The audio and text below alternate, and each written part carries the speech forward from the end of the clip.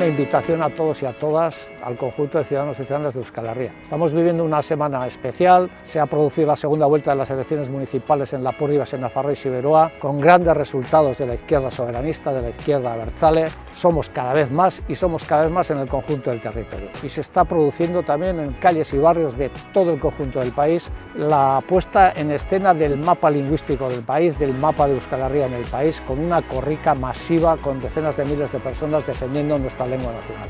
También es cierto que vivimos épocas y un tiempo convulso, está la guerra, está la carestía de la vida, están sus guerras y nuestras miserias, y por lo tanto creemos que este aberreguna en Iruña, capital que gobierna la izquierda soberanista, tenemos que hacer otra vez una demostración de fuerza popular, una demostración de determinación y compromiso con el país. Al final lo que queremos es volver a reivindicar un no grande a la guerra, un no grande al imperialismo y la libertad, la autodeterminación y la soberanía de todos los pueblos, incluido Euskal Herria. Y como no, a la tarde habrá tiempo también para la fiesta. Reivindicación y fiesta van de la mano, sin perder la sonrisa.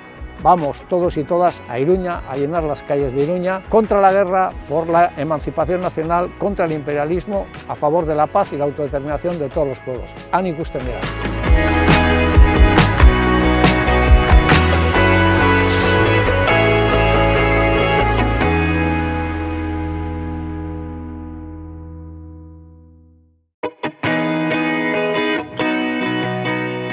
Bueno, gaurko honetan gonbidapen bat egitera natorkizuet guztiei, Euskal Herritar guztiei.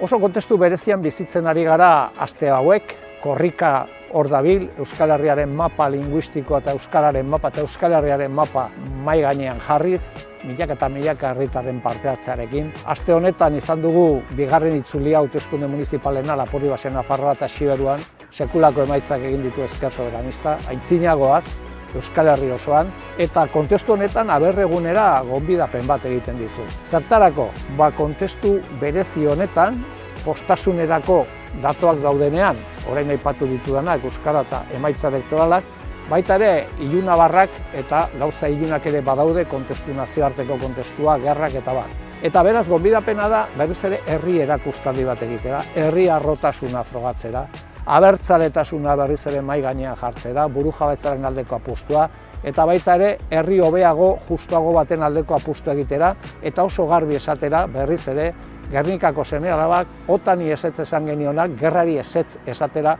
goazela.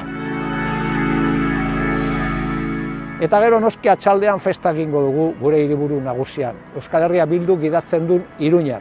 Eta beraz, dena gonbidatua zaudete, berriz ere irrifarra galdu gabe, irmoki eta determinazio guztiarekin, herri guztien eta Euskal Herriaren burujabetzaren defentsa, bakearen defentsa, gerraren aurkakoa eta jendarte justo baten aldeko apustu egitera. Euskal Herri hobeago baten aldeko apustu egitera.